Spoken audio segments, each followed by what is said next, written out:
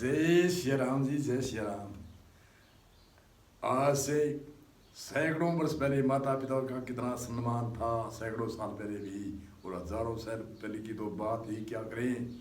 सैकड़ों साल इतना बुजुर्गों का प्यार और बुजुर्गों का सम्मान, बुजुर्गों को नमस्कार प्रणाम और बुजुर्गों के शब्दों की आज्ञा का पालन कितना था और आज पालन कितना है।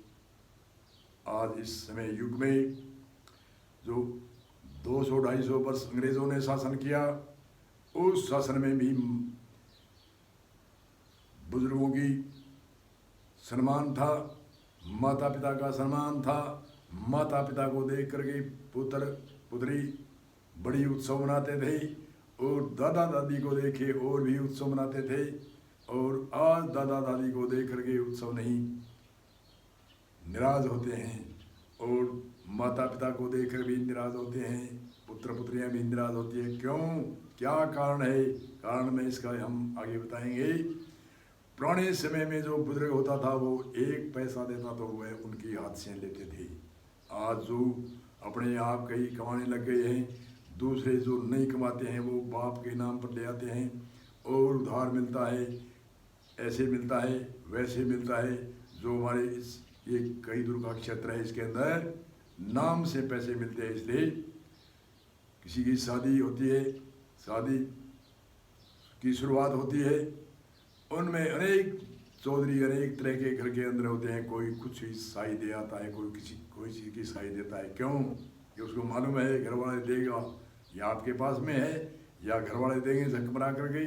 पुराने समय में एक पैसा भी कोई देते थे, बुजुर्ग माता पिता दादा दादी ही देते थे। इसलिए उनकी कोई औकात नहीं थी और उस समय बड़ा सम्मान था। आज तो डराते हैं, दादा दादी को डराते हैं, माता पिता को डराते हैं, आँख काटते हैं। अरे पुराने समय का शहरी देखो, राम की शैली देखो, जो राम तीनों माताओं को प्रणाम करता है, जो सौतेली माँ के कहने से वनवास जाता है। कौन जाता है आज क्या? अपनी माता के कहने से भी नहीं जाता। जो सौतेली माता के कहने से वनवास, जो राज तिलक देने के बाद में भी वनवास, उसको राज तिलक देने के बाद में कौन हटा सकता था? उस समय राम को कौन हटा सकता था? उसके हाथ में सारी मिलिट्री थी, सारी मंत्री थे, सारे अयोध्या का शासन था, कौन हटा सकता था? जो जिस राम ने एक मर्यादा पुरुषोत्तम की शैली बताई, दूसरा भाई भरत जो एक कहता है राज तुम करो, एक कहता है तुम करो, राज की एक गेंद बना रखी है, एक उसके तरफ भगाता है, एक उसके तरफ भगाता है। आज टक्के टक्के के लिए भाई भाई को मारते हैं, भाई भाई की टांग खींचते हैं। कितना विद्रोह पैदा हुआ है। आज बुजुर्गों का सम्मान घटा, माता पिता का सम्मान घटा, दादा दादी का तो कहना ही क्या है। दादा दादी तो एक ऐसे वनवास में रहने की भांति रहना पड़ता है। आज इस समय युग में अगर जे बोल गए तो उसकी जीभ काटी जाती है। अगर जो कुछ हुआ तो उसको ऐसे करते हैं, क्या बताएं। आज हमारे उल्टे कोटवार डंडते हैं बुजुर्गों को। अरे इनकी साठी बुद्धि नाठी हुई, ये तो पागल है, ये पागल हो गए, ऐसी ऐसी भाषा बोलते हैं। जो आज इस समय युग में माता पिता का जिस घर में सम्मान नहीं, माता पिता की जहाँ कदर नहीं, वह कभी धनवान नहीं होता, वह कभी सुखी नहीं होता। जो माता पिता का सम्मान करेगा वही भक्त होगा, वही संत होगा, वह महान पुरुष होगा। बाकी चाहे कितने भी चाहे उपाय करे, माता पिता को पछाड़ के कोई भी भक्ति में उद्धार नहीं कर सकता, ये निश्चय है। इसलिए हमारे ऋषि मुनियों ने बड़े बड़े विचार बताए हैं कि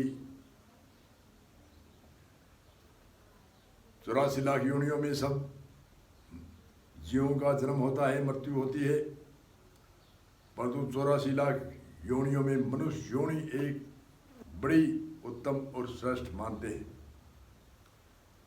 फिर भी 84 लाख योनियों में सभी पेट भरते हैं, कोई भूखा नहीं सोता, कोई भूखे की टेंशन भी नहीं है। कोई भी जीव जितने भी है कुछ न कुछ खा करके विश्राम करते हैं। मनुष्य कितना भी भागता है फिर भी कहता है मैं भूखा, मेरा पेट नहीं भरी जा रहे। क्या धन हो गया, आसमान खसता नहीं है, कोई वस्तु पसती नहीं है, क्यों धन इकट्ठा करके, क्यों दूसरों की शोषण करके, क्यों तुम बेकार में धन को बर्बाद करता है। ऐसे ऐसे मनुष्य भी हैं जो अपनी पीढ़ी में आपके कुछ काम में नहीं आते, आपको तो डॉक्टरों ने मनाही कर दिया, ये कुछ भी आपके ये नहीं जचेगा, ये नहीं जचेगा, ये माफिक नहीं है, ये माफिक नहीं है, और कुछ खाते नहीं हो, फिर भी लोगों की लूट खसोट करते हो। दरकार है उस लूट खसोट करने वाले को, चलो ईमानदारी में करके कोई जीविका को, कोई फैक्ट्री लगाओ, कोई उद्योग धंधा लगाओ, किसी की रोजगारी बढ़ाओ, वो तो काम अच्छा है, परंतु लूट खसोट लिया करके बेड भरने, लूट खसोट लिया करके कमरे भरने और लूट खसोट लिया करके उनकी मिट्टी बनानी पैसों की, ये कहाँ तक है, हद की बात है। इसलिए हमारे भारत के अंदर आज से 500 या 1000 वर्ष पहले, 500 700 वर्ष पहले यहाँ कोई निकम्मे नहीं थे, चोर नहीं थे, डकैती नहीं थे, उग्रवादी नहीं थे, सभी के पास पैसे थे, विदेशों में माल भेजते थे, वहाँ से लाते नहीं थे, लाते क्या थे, सोना चांदी, उसके बदले में 33% निर्यात होता था भारत का, और वहाँ से लाते थे चांदी और सोना। चांदी भरपूर था उस समय, चांदी सोना हमारे आज भारत के अंदर। आज भारत में क्या हो रहा है, कैसे हो रहा है, सभी देख रहे हैं, सभी सुन रहे हैं। मर्यादा नहीं, मर्यादा पुरुषोत्तम की। हम रामायण नहीं मानते, कौन कहता है तुम रामायण मानो। हम गीता नहीं मानते, कौन कहता है ना मानो। अपने आप ही बैलते फिरते हैं सोशल मीडिया में कि मैं रामायण को नहीं मानता, मैं गीता को नहीं मानता, मैं वेद पुराण को नहीं मानता, मैं प्रत्यक्ष को मानता हूँ, मैं विश्वास को नहीं मानता। कौन कहता है आपको माने। अरे पुराने समय में अगर जी ऐसा बोले तो उस समय तो शासन होता था, आज आज़ादी है, कुछ भी बोल सकते हो आप, कुछ भी मानो या नहीं मानो, नहीं मान सकते हो या मान सकते हो। कौन कहता है आपको आज़ादी है, आज़ादी ऐसी है, इसमें शासन सख्ताई का नहीं है। जब तक सख्ताई का शासन नहीं होगा तब तक ये उग्रवादी भाषा बोलने, उग्रवादी जो नास्तिकता भाषा बोलने, ये हमारे भारत में नहीं जाएगी, ये निश्चय है। जब तक सख्त कानून होगा जो सोच सोच के बोलने की एक ऐसी कानून बनेगा कि अगर जो बिना सोचे बोला तो वह जेल की सलाख में जाएगा, ऐसी सोच सोच कर बोलेगा। आज जो कहते हैं नहीं हम ऐसे बोलते हैं, ऐसे बोलते हैं, ऐसे नहीं बोला जाता, परंतु हमारे देश में आज़ादी, जो कुछ भी बोलो, कुछ भी कहो। इसलिए इसी को यहाँ विराम दे करके आगे रामायण की कथा बड़ी उत्सव से कहते हैं, बोलो जय श्री राम।